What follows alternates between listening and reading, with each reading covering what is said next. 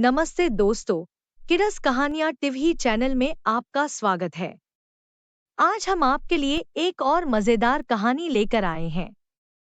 तो चलिए शुरू करते हैं आज की इस कहानी को। कहानी का नाम है जादुई ढाबा। एक समय की बात है, चंदनपुर नामक एक बड़ा गांव था। उस गांव में हर साल अच्छी बारिश होती थी।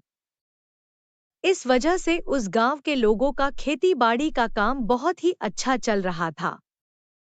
उस गांव के पास में से एक बड़ा सा हाईवे बना हुआ था, जिस पर दिन भर गाड़ियों की भीड़ लगी रहती थी।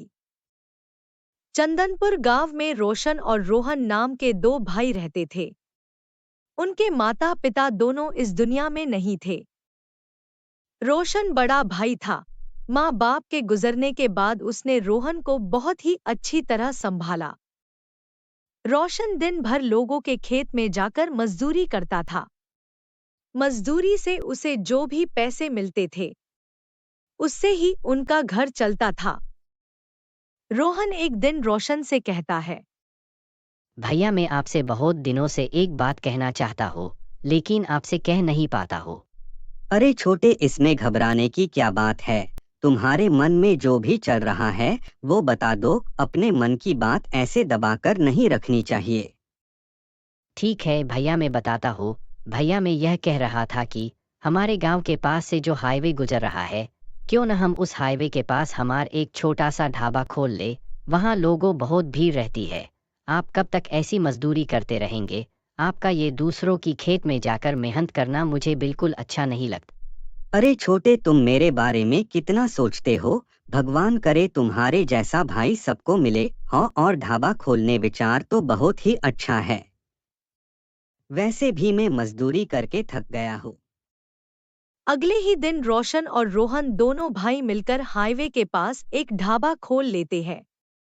रोशन खाना बनाने का काम करने लगता है और रोहन हिसाब किताब देखने लगता।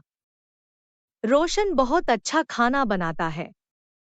उसका खाना खाने के बाद लोग उंगलियां चाटते रह जाते। अरे भाई क्या खाना बनाया है? यह खाना खाकर तो मज़ा आ गया। इतना स्वादिष्ट खाना मैंने पहले कभी नहीं खाया। तुम्हारे हाथ में तो सच में जादू है। ऐसे खाना खाने के बाद लोग रोशन की तारीफ किया करते थे, जिससे रोशन बहुत ही खुश हो जाता और मेहनत करके अच्छा खाना बनाता। उनका ढाबा बहुत ही अच्छा चल रहा था। अब उन्हें पैसों की कोई कमी नहीं थी। वे दोनों भाई बहुत ही खुशहाल जिंदगी जीने लगे। ऐसे कुछ दिन बीतते गए। उन दोनों भाई की अब शादी हो जाती है। दोनों भाइयों की पत्नियां भी काफी मिलजुल कर रहती थी। रोशन का एक छोटा लड़का था, जिसका नाम विशाल था। वो बहुत ही शरारती था। रोहन उनके ढाबे का सब हिसाब देखता था। सब पैसे उसके हाथ में आते थे। अब ज्यादा पैसे आने के बाद रोहन थोड़ा अहंकारी हो जाता है। वह ग्राहकों से भी ठीक से बात नहीं करता। रोशन समझाने जाता तो वह उसे भी डांट देता। एक दिन रोहन धोखे से रोशन के दस्तखत लेकर घर, ढाबा और सभी जायदाद अपने नाम पर करवा लेता है। बेचारे रोशन को इसका अंदाजा भी नहीं था। कुछ दिन बाद रोहन रोशन से कहता है, भैया अब हमें अलग हो जाना चाहिए। उसकी बात सुनकर रोशन कहता है, अरे छोटे, तुम यह क्या कह रहे हो? तुम्हारा दिमाग तो ठीक है ना? हाँ भैया मेरा दिमाग बिल्कुल ठीक है। हमारे भविष्य के लिए यही सही रहेगा। आज के बाद आप इस ढाबे पर आना मत, और हो आप अपने लिए एक घर भी ढूंढ लेना। अब से वह घर भी मेरा। अरे छोटे, ऐसा मत करो। मैं कहाँ जाऊंगा, कहाँ रहूंगा? मेरे परिवार को खाना कैसे खिलाऊंगा? वो सब मुझे नहीं पता, लेकिन आज के बाद इस ढाबे के पास घर की तरफ आना भी मत। रोशन वही उदास होकर बैठ जाता है और रोने लगता है। है भगवान, ये मेरे साथ क्या हो गया? जिसे मैंने मेहनत करके पाल पोस कर बड़ा किया, उसी ने मुझे घर से निकाल दिया। अब मेरा और मेरे परिवार का क्या होगा? रोशन वहां से चला जाता है। गांव के बाहर छोटी सी झोपड़ी बनाकर वहां परिवार के साथ रहने लगता है। रोशन फिर से दूसरों के खेत में मजदूरी करने लगता है। उसी से आने वाले थोड़े बहुत पैसों से वह अपना गुजारा कर रहा था। वह बहुत परेशान रहने लगा। ऐसे ही कुछ दिन बाद रोशन के लड़के विशाल की तबीयत अचानक बिगड़ जाती है। रोशन उसे डॉक्टर के पास लेकर जाता है, लेकिन गांव के अस्पताल में ज्यादा सुविधाएं नहीं थी। देखो रोशन, तुम्हारे बेटे का इलाज यहाँ नहीं हो सकता।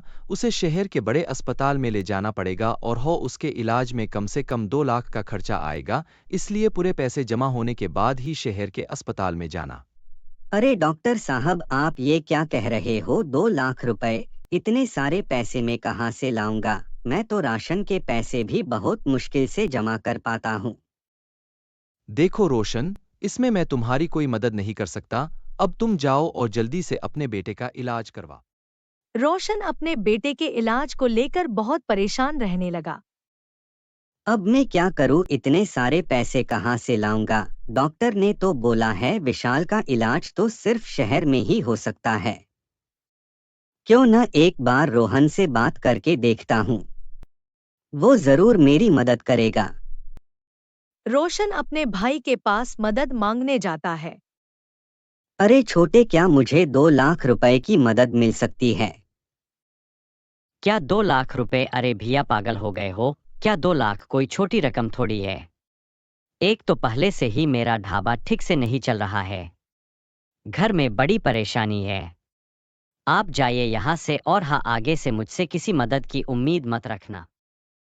रोशन निराश होकर घर लौटने लगता है, तो उसे रास्ते में एक गरीब बूढ़ा आदमी मिलता है। अरे बेटा, तुम्हारे पास कुछ पैसे है तो मेरी मदद करो। मैंने 2 दिन से कुछ भी नहीं खाया है। बाबा, लेकिन मेरे पास तो आपको देने के लिए कुछ भी नहीं है। हाँ, लेकिन आप अगर मेरे घर आ जाए तो मैं आपको खाना खिला सकता हूँ। मेरा घर यही पास में ही है। रोशन उस बूढ़े आदमी को घर ले जाकर खाना खिलाता है। रोशन को परेशान देखकर वह बूढ़ा आदमी उसकी परेशानी का कारण पूछता है। रोशन उसे सारी बातें बताता है। तब वह बूढ़ा आदमी कहता है, अरे बेटा, परेशान मत हो। तुम इतना स्वादिष्ट खाना बनाते हो, तुम्हारे हाथ में तो सच में जादू है। क्यों न तुम एक छोटा सा ढाबा खोल लो। उस बूढ़े आदमी की बात सुनकर रोशन कहता है, ठीक है बाबा, मैं कल ही एक छोटा सा ढाबा खोलता हूँ। अगले ही दिन रोशन पैसे उधार लेकर एक छोटा सा ढाबा खोल लेता है। लेकिन रोशन के छोटे से ढाबे पर ज्यादा ग्राहक नहीं आ रहे थे। उसकी बिक्री ज्यादा नहीं हो रही थी। रोशन को बहुत नुकसान होने लगा। वह फिर से परेशान रहने लगा। एक दिन घर जाते वक्त वह बूढ़ा आदमी रोशन को मिलता है। क्या बाबा, आपके कहने पर मैंने ढाबा शुरू किया, लेकिन मेरा ढाबा तो ठीक से नहीं चल रहा है। अब तो मेरी परेशानी और भी बढ़ गई है। अब मैं क्या करूं? आप ही कुछ उपाय बताइए। अरे बेटा, शांत हो जाओ। मैं तुम्हारी परेशानी समझ सकता हूँ। अब मेरी बात ध्यान से सुनो। मैं तुम्हें एक ऐसा मंत्र बताऊंगा जिससे तुम जो भी खाना बनाओगे वह दुगना हो जाएगा और इतने स्वादिष्ट लगेंगे कि तुम्हारे ढाबे पर लोगों की भीड़ लग जाएगी। अगले दिन रोशन उस बूढ़े आदमी के बताए हुए मंत्र उच्चारण करके खाना बनाता है। उसका खाना इतना स्वादिष्ट बनने लगा कि आसपास के सभी लोग उसके पास खाना खाने आने लगे और उसका शहर में भी नाम होने लगा। धीरे धीरे रोशन की बिक्री बढ़ गई और थोड़े ही दिनों में उसने 2 लाख रुपए जमा कर लिए और शहर में अपने बेटे का इलाज करवाया और उसे अच्छे से स्कूल में भर्ती करवाया। देखो सविता, आज मैं बहुत खुश हूँ। हमारा बेटा फिर से खेलने लगा। उसकी तबीयत एकदम ठीक हो गई। अब हमें पैसों की भी कोई कमी नहीं है। यह सब उस बूढ़े आदमी के मंत्र का कमाल है। वह पक्का भगवान का रूप होगा। रोशन और उसका परिवार अब खुश रहने लगा। उसकी सारी परेशानियां दूर हो गई। इस कहानी से हमें यह सीख मिलती है कि जो दूसरों की मदद करता है, भगवान हमेशा उसकी सहायता करते हैं। अगर आपको ये वीडियो पसंद आया हो तो लाइक करें, कमेंट करें और अपने दोस्तों के साथ शेयर करें। और हाँ, सब्सक्राइब करना मत भूलना, क्योंकि हम और भी मस्ती और मजेदार वीडियो लेकर आते रहते हैं। तब तक धन्यवाद और हंसते रहो।